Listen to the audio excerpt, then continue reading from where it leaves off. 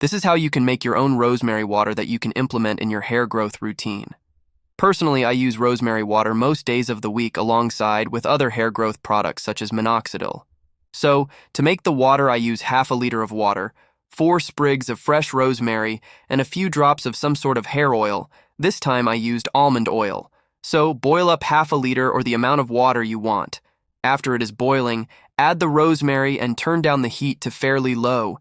Then leave it for around 15 to 20 minutes. When the leaves are soft, you smell the rosemary clearly, and the water has changed a bit of color. You know that it is done.